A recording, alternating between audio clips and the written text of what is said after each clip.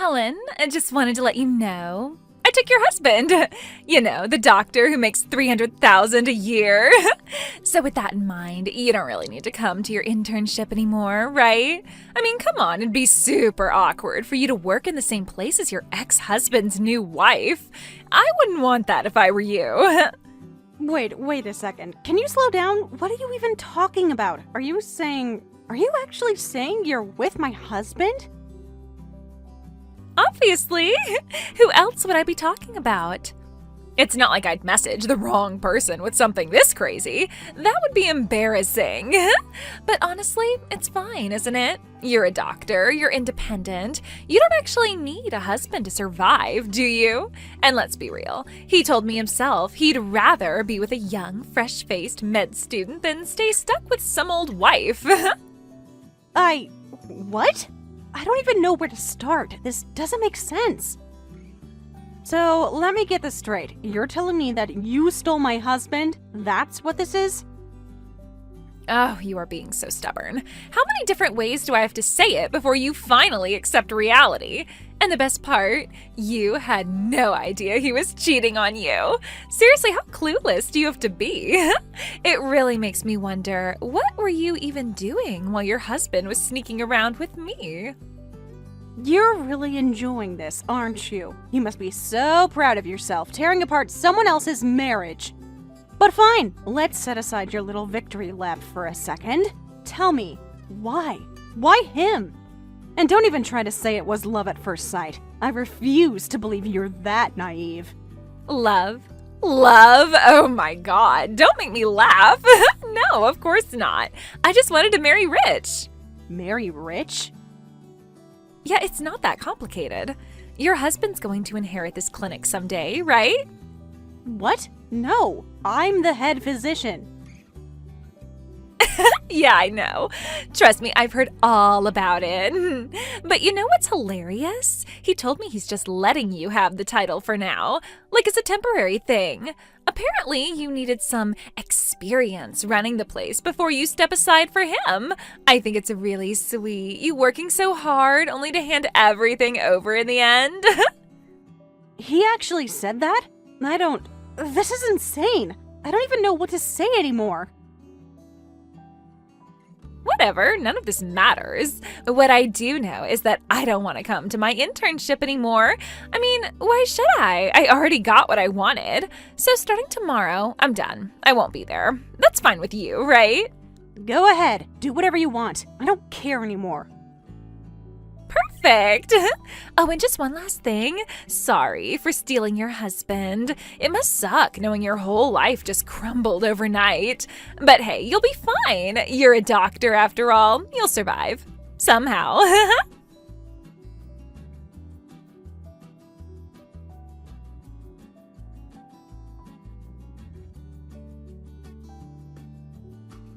Sandra, this is just a work-related update, but starting tomorrow, Tessa won't be coming in anymore.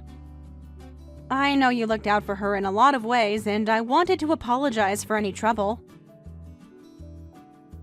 There's no need for you to apologize, is there? She's the one who made the decision to leave. That said, she is finally gone. Honestly, I thought she'd stop coming a lot sooner. Wait, what do you mean by that? Before I answer that, did she tell you why she's quitting? Yeah, she did. And it was absolutely outrageous. Well, then I suppose there's no harm in talking about it now. The reason she's leaving is because of her affair with your husband, isn't it? You knew? Helen and I work at the front desk. I see everything that happens in the clinic. At first, it was just a suspicion, little things that didn't quite add up. How often she was near him, the way they looked at each other when they thought no one was watching, those unexplained breaks they took at the same time. But over time, the signs became impossible to ignore. By the end, they weren't even trying to hide it in front of me. Then why didn't you tell me? If you had just told me sooner, maybe things could have been different. Because your husband had somehow convinced himself he was a doctor, and Tessa believed every word of it. Because I saw you working yourself to the bone, dedicating everything you had to this clinic while they were sneaking around behind your back. because people like that don't deserve to get away with it so easily. So I started preparing. If I had told you too soon, they might have caught on and run, and I didn't want to add more stress to your plate while you were already carrying so much. I'm truly sorry. No, I shouldn't be blaming you. This must have been an impossible situation for you. If our roles were reversed, I don't know if I'd be able to decide whether to say something either. It's not like you had solid proof. It means a lot that you understand. But, Helen, you're not planning to just let this go, are you? Of course not. You think I can just pretend like nothing happened? When I got home today, his things were already gone. No confrontation, no explanation, just an empty space where he used to be. Like he had never been there at all. And that's when it hit me. The weight of it, the humiliation, the betrayal. I just sat there and cried for hours. And now that I've finally stopped crying, I feel hollow. Because even after everything, I still have nothing, no proof, no way to make them pay for what they did. That's exactly why I started preparing. What? I've gathered everything you need. The weapons to completely destroy them. After all, you can't get rid of pests without the right tools. Sandra, you seem unusually enthusiastic about this. Oh, Helen, you have no idea. Do you know what it's like to sit at a desk day after day, watching an affair unfold right in front of you? Watching two people indulge in their selfishness, completely oblivious to how disgusting they are? And meanwhile, you, the real doctor, the one holding this clinic together, were running yourself into the ground with work, trusting them like a fool. It was infuriating. But I wasn't in a position to do anything. All I could do was sit there, take notes, and wait for the right moment. And now that moment is here. I can't let all that frustration go to waste. It would be bad for my health. You really are something else. Fine, if you went through all that trouble for me, I'll make sure to use what you've gathered wisely. Because now, I don't think I can rest until I've destroyed them. I expected nothing less from you. You've always been the type to suppress your emotions until they finally explode. So go ahead, wreak havoc. And don't worry, I'll be right beside you.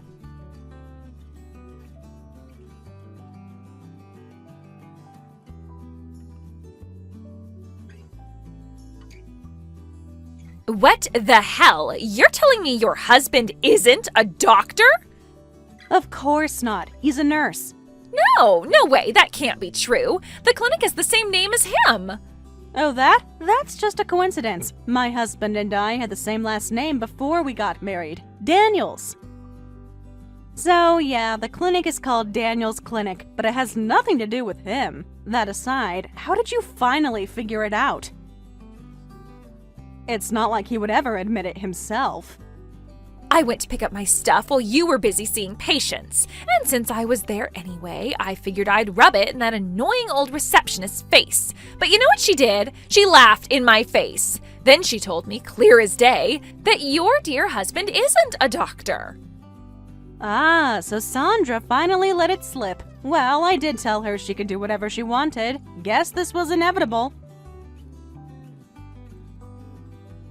This makes no sense. I stole him because I thought he was a doctor, and now you're telling me he's just a nurse? This is a total scam. I got stuck with a defective product. You really shouldn't look down on nurses. It's a nationally certified profession, you know? Oh, but don't you dare try to dump him back on me. I did love him once, but he lied to me. Chased after some younger girl like a pathetic, desperate old man. And worst of all, he used everything I worked for, the clinic, my reputation, my trust, to make a fool out of me. So really, a childish girl whose only redeeming quality is her youth, and a worthless man who threw away his marriage for it? You two deserve each other. I was tricked! This is fraud! Oh please, don't start acting like a victim now. From where I'm standing, you're both guilty. And you think I'd ever forgive you? Not a chance. I will make you pay for this, so you'd better be ready.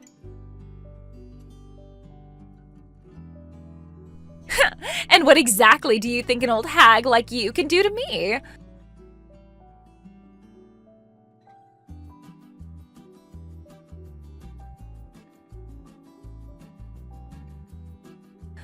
hell are you doing at my university? If you had something to say to me, you could have just called me out. And you actually would have come if I did? Please. I know you'd just ignore me, so why would I bother? Besides, I didn't come here for you. I had actual business to take care of. That said, I've been here a few times now. This place is just as massive and impressive as I imagined. Almost got lost wandering these endless halls, but the students here, so polite, so helpful. They guided me right to where I needed to go. It's honestly fascinating how someone surrounded by so many bright, promising people managed to keep their true colors so well hidden. Shut up! What do you even want from me?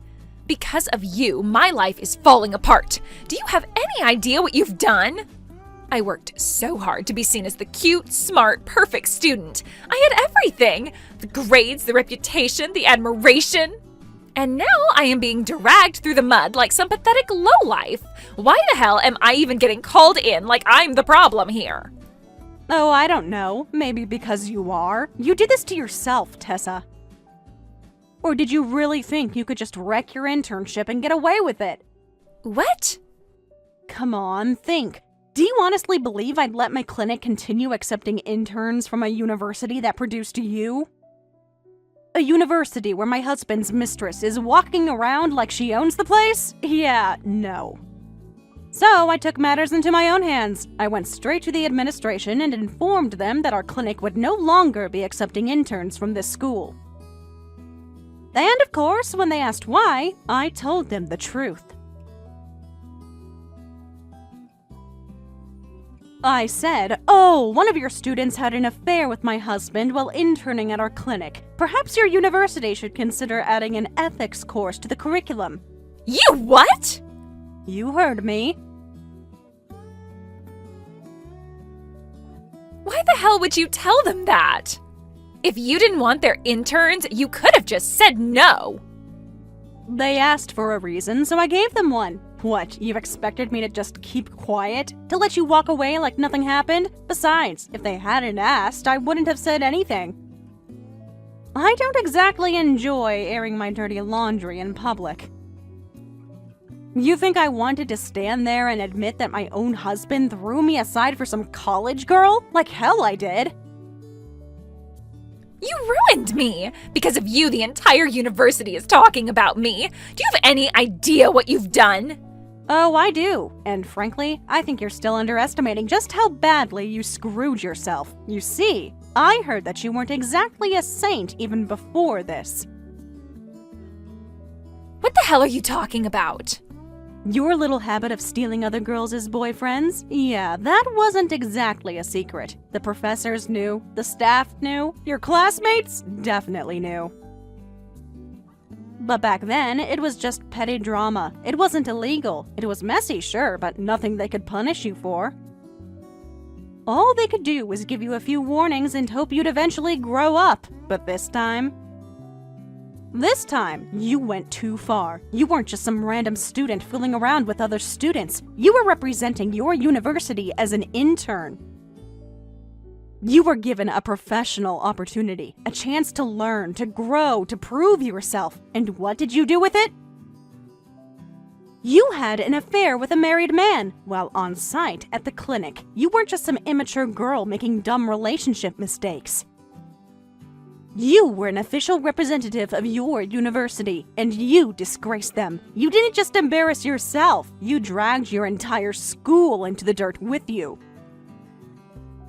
Your professors, your classmates, the students who came before you, the students who will come after. You tainted their reputation. You damaged their credibility.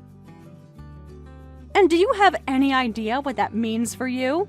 Like, I give a damn, so I stole some old hag's husband. Big deal. Oh, don't worry. You'll find out soon enough just how big of a deal it really is.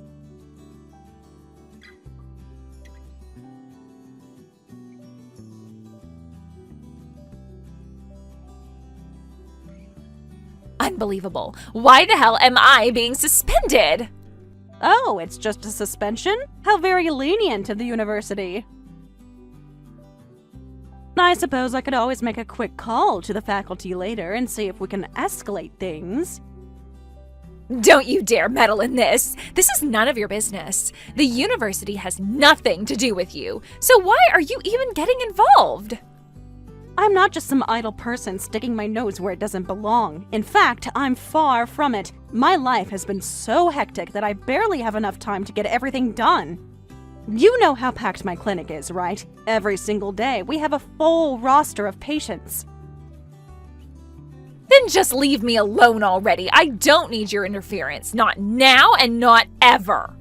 Do you think I want to see the face of the woman who stole my husband? Of course not, but I can tolerate that much. What I can't tolerate, though, is you continuing to live your life as if nothing happened. You wrecked my family, and now you think you'll walk away unscathed? You have no idea just how hard I've had to work to keep everything together.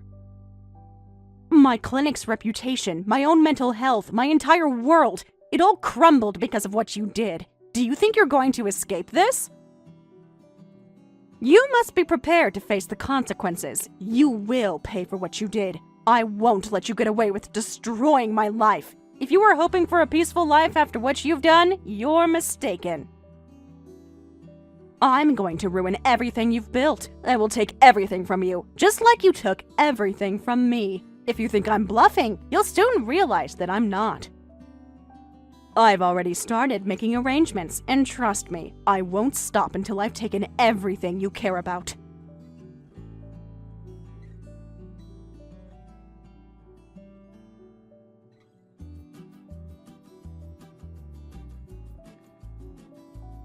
Why can this old hag even ask for alimony? Why, you ask? Because you were the one who exposed the affair, and I've been emotionally distressed. So of course, it's natural for me to claim compensation. That's not what I mean. You don't have any evidence, do you? After all, you didn't even realize we were having an affair. I have it, though. The evidence. What? Oh, that can't be true. I was so careful to hide everything from you. Only in front of me, though. But I'm guessing you weren't trying to hide anything from Sandra, were you? She was the one who had all the evidence. There were photos of you two kissing in the break room, and even some from when you went to the hotel together. Wait, how do you even have photos from outside the hospital? I don't know. That's something only Sandra would know. But thanks to Sandra, the lawyer was able to gather enough evidence. It was more than enough to go forward with the claim. And believe me, I'm no fool. There's no way I'd let this pass without making you pay for the emotional distress you caused me. This is so unexpected. I don't want to pay any money. You don't have a say in this.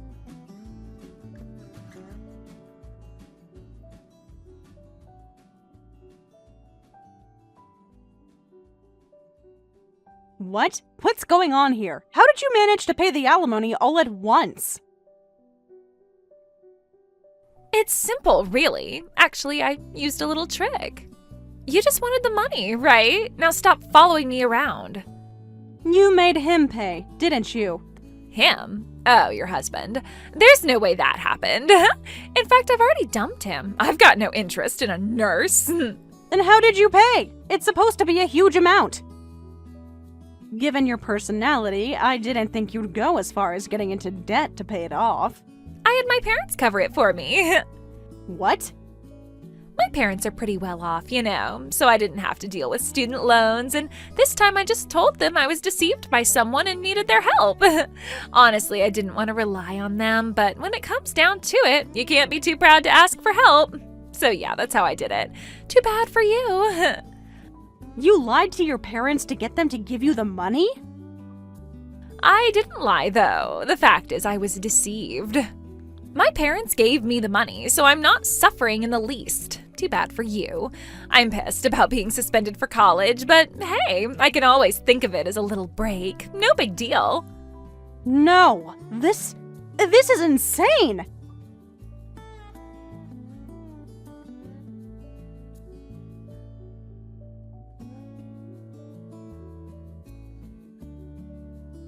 Well, that's quite the story. What should I do? I can't just let her go free like this. She's gotten away with everything, and I'm left with nothing. How can she just walk away like nothing happened? I'll ask, just to be clear, what's happening with your husband? I know it's not easy to talk about, but what's the situation with him now? I'm in the process of getting a divorce. It's been a mess, but at least I've managed to get him to pay alimony. His relatives were also in the medical field, and my family has connections there, so let's just say they've completely cut him off. He's been isolated. He can't even get a job in any nearby medical-related field now. No one will touch him. So he's been punished in some way then? Well, yeah. Not being able to get a job is a huge blow for him. In his field, that's a death sentence. If you can't work in your industry, you lose everything. All his qualifications are useless now. But honestly, the real victory for me is that I made his parents pay the alimony. They covered it.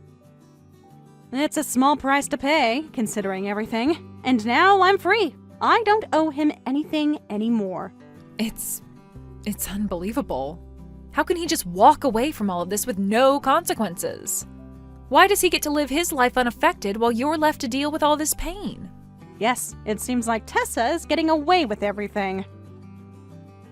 No punishment, no consequences. It's maddening. She's just walking away from the wreckage she caused. But what more can we really do about it? At this point, it feels like we've exhausted all options. Do we just let her slip through our fingers? Actually, I've been thinking about that. I have a proposal for you.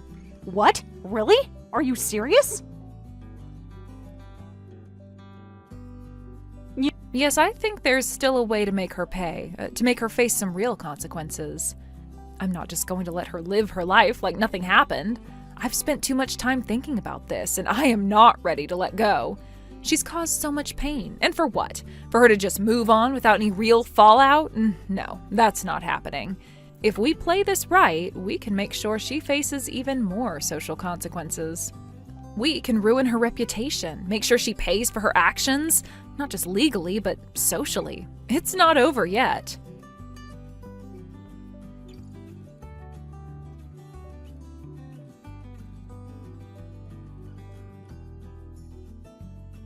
What the hell is going on here? Why did they go from suspension to forcing me into a transfer? You did something, didn't you? Yeah, I went straight to the university. I told them your punishment was way too lenient. It seems like they agreed with me, which is why they moved on it. I knew they'd be somewhat responsive, especially since my clinic has always been a popular internship site. They probably weren't going to ignore my request. You knew that too, right? That's why you ended up choosing my clinic as your internship spot, wasn't it? I mean, yeah, that's true. The university reached out about reinstating your internship, but I told them there was no way it would work with just a suspension. You've caused way too much trouble for it to be that simple. Oh, that's insane. It's just an internship. There are plenty of internships at other universities. Why does your place get special treatment? It's not just an internship, though. Huh? You don't get it, do you? My family's deeply involved in the medical field. This clinic originally belonged to my parents, and there are a lot of doctors in my family. And you know, in the medical world, connections are everything. We don't just offer internships, we provide real guidance and support. Recommendation letters, too. Since we're so well connected, a lot of people who want to work locally are eager to join us. Do you get it now? You've caused a huge mess for the university and its students. You've made things incredibly difficult for them, and that's why you're being expelled. You brought it upon yourself by making such a mess. This is ridiculous. If I get expelled, my future is ruined. Future? Oh, you poor thing. Your future's already set in stone, and it's not the one you were hoping for. No, it's a future where you spiral downward, where everything falls apart. That's the future that awaits you now.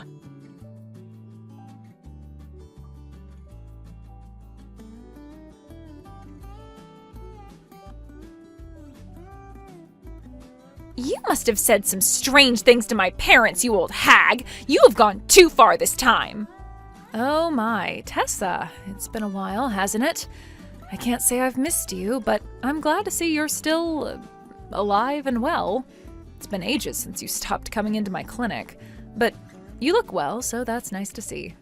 That's not why I'm here, and you know it. Why the hell did you show up at my parents' house? How dare you get involved with them? Straight to your parents? Oh, you must mean when I decided to go talk to them face to face.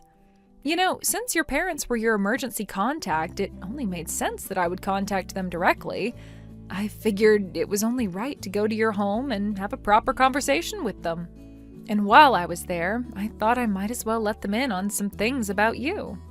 I had to explain about your extracurricular activities. After all, it didn't seem right to leave them in the dark. How the hell do you even know about that? How did you find out?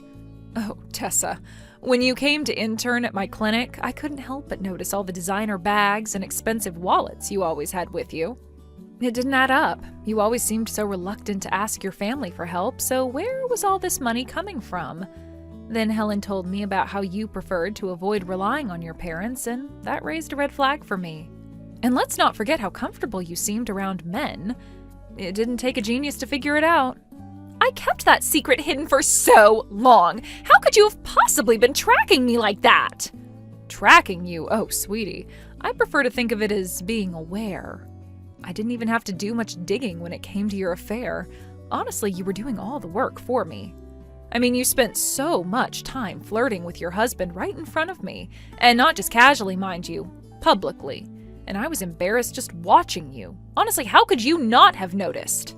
Shut up, you're just an old woman jealous because you can't even get a date. You've got nothing better to do than spy on people. Jealous?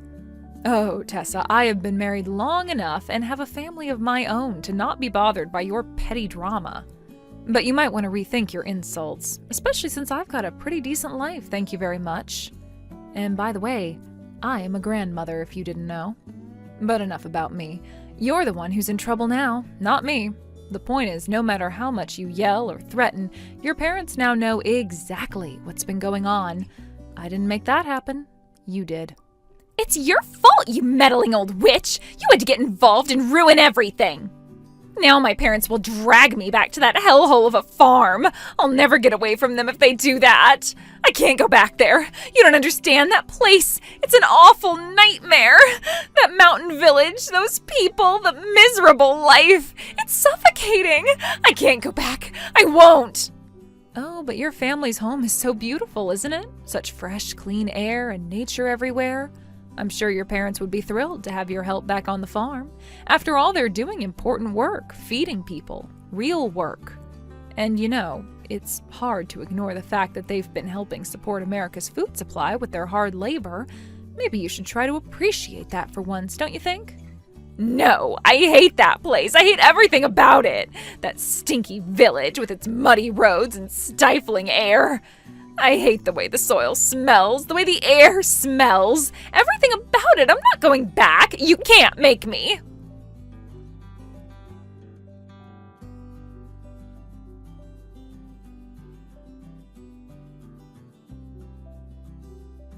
It's your fault I got dragged back to my parents' house. Why the hell did this happen? I went out of my way to make sure no one could find me. I even moved. I hid myself. I cut ties. I left everything behind just to be free. I hated that life. I hated them. I hated being stuck there with no way out. And then I found a way to finally escape. I turned to him. Yeah, that was my only way out. My only chance for freedom. I fought so hard for that freedom, and now you've taken it all away from me, just like that. Why the hell would you do this to me? I had nothing left, nothing but that freedom, and now it's gone, all because of you. Oh, don't flatter yourself. Being with my husband isn't the only reason you're being dragged back. You really think your little games and schemes went unnoticed, didn't you? I gave your parents all the proof, every bit of evidence of what you did. You lied to them, didn't you? You told them you had no idea he was married, and you played the innocent little girl who just got caught up in things. But the truth came out, didn't it? It's all in the open now. And honestly, I don't even know how you can look them in the face, knowing what you did to them, to him. You can't even say you feel sorry for what you've done. You just wanted to take, didn't you? Shut up. I don't want to hear your damn judgment. You have ruined everything. I have done nothing to you, nothing to deserve this. I don't even know why you hate me so much. You think you're so much better than me? You think you have the right to ruin my life like this? Oh, trust me, I resent you more than you'll ever understand. You have torn apart someone I cared about, someone I looked up to and respected deeply. That's why I'm doing this. You took away her happiness, and that is unforgivable. What the hell are you talking about? You are crazy. Who are you talking about? Helen. Helen did everything she could to keep her parents' clinic running after they passed away. She was young, but she didn't care. She wasn't looking for sympathy or excuses. She worked herself into the ground to make sure the clinic did not shut down because she knew what would happen if it did. She wasn't just saving a business, she was saving the lives of the patients who depended on it and the employees who depended on their paychecks. She sacrificed her own happiness, her own life for that. And after all that, after years of fighting, she finally found peace. She was starting to look forward to a little happiness with her husband. But then you came along, you ripped all of that from her. You didn't just steal something, you destroyed it. You took away everything she had worked for, everything she deserved. You thought you were just having some fun, getting what you wanted, but you ruined her. And now, you'll pay the price for it. I won't accept this. I won't let it end like this. You don't understand. I'm not like you. I'm not like them. I'm different. I have always been able to get away with things because I'm cute, because I know how to work people and how to make them see what I want them to see. I have always been charming. My looks and my smile, it's always had that power, and it's worked. I can't go back to that miserable life. I won't. I'm begging you. Please don't let them take me back there. Don't let them destroy me. I won't bother you, I promise. I'll stay out of your way. Just don't make me go back to them, to that hellhole of a farm. I can't do it. I just can't. It's too late, Tessa. You don't get to ask for pity after you've torn someone's life apart. You broke Helen. No, you didn't just break her, you crushed her. And now you're sitting here crying for yourself like you've got the right to be saved, like you're the one who's been wronged. You don't get to claim happiness. You don't deserve it. You forfeited that the moment you decided to live off the pain of others. You can't take back what you've done. You've destroyed any chance of redemption. No one is going to help you now, not when they know what you've done. You will never take anything from anyone again. Your charm won't save you this time. You will be left with nothing, and that is exactly what you deserve.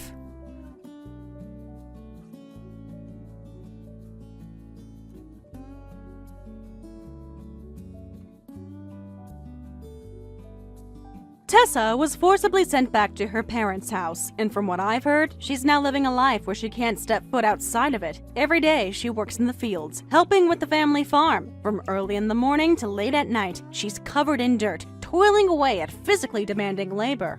It seems like the kind of life that's far from what she ever imagined for herself. But that's not all. Her parents have arranged a marriage for her, pushing her to marry a man they chose without any input from her. She doesn't have any say in the matter. Her life is already decided for her. She will live in a place where every choice is made for her and where her freedom, her future, everything she might have hoped for, is taken away. She'll never get to decide what she does with her own life again. The man she married, I've heard, isn't much better off either. Despite earning a nursing license, he's stuck working part-time at a convenience store, unable to make use of the qualifications he worked so hard to gain. The two of them, from what I gather, are stuck in this loop, working tirelessly just to pay off the alimony they owe. It seems like they've become little more than cogs in the machine, sweating to pay for mistakes that should never have been theirs to bear. The punishment they're both enduring seems well-deserved, though it's hard to feel much satisfaction from it when you consider how their lives have been destroyed by it. They've become slaves to their debts, constantly working just to make ends meet. In the end, they're only left with exhaustion and regret.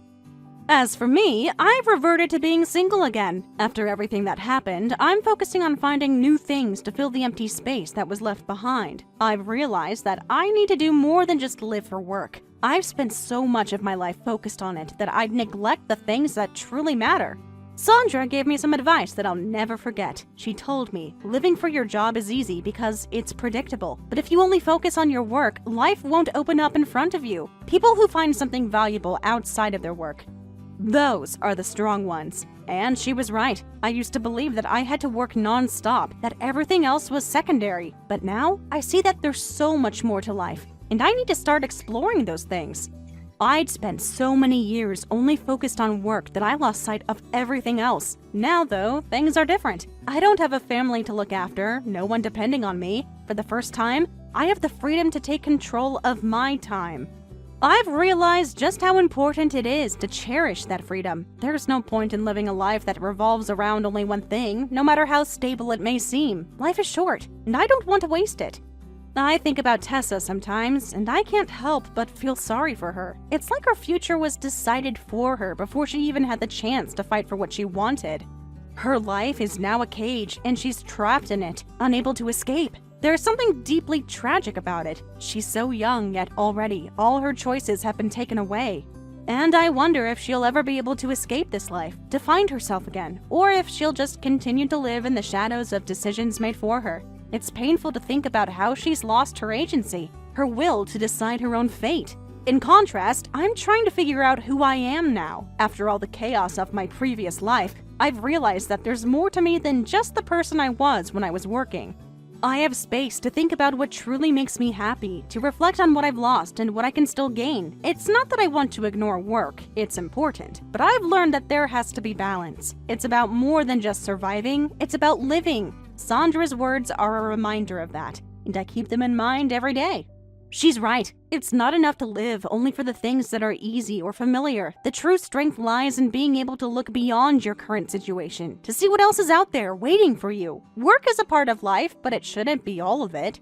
I want to experience the world, to find things that bring me joy, things that matter more than just a paycheck. And in order to do that, I need to learn how to take time for myself. I need to give myself the opportunity to breathe, to enjoy the quiet moments that are so often overlooked. I think about the future now, and for the first time in a long time, I feel hopeful. There's so much left for me to discover. I'm not bound by the past anymore, and that's a freedom I've never had before. I want to make the most of this new chapter in my life, to figure out what truly matters to me, beyond just the daily grind of work. As I look at Tessa's life, I can't help but feel a sense of gratitude for the choices I still have. The opportunities I can still explore. I know how lucky I am to still be able to choose my own path. I just hope that Tessa, one day, can find her way out of the cage that's been built around her. Maybe, if she finds the strength within herself, she can break free from the life that's been imposed on her. Maybe she can find her own way, just like I'm trying to do now. But for now, I focus on myself. I look forward to the future with a sense of purpose and determination. I don't know exactly where I'm going, but I know that I won't stop until I find what I'm looking for. It's strange, but it feels like this is the first time in a long time that I've truly started living for myself. And it's a feeling that I want to hold on to, no matter what happens. Life isn't just about surviving, it's about finding joy, even in the small things, and learning to appreciate everything you have. It's about living fully. And for the first time, I think I'm ready for that.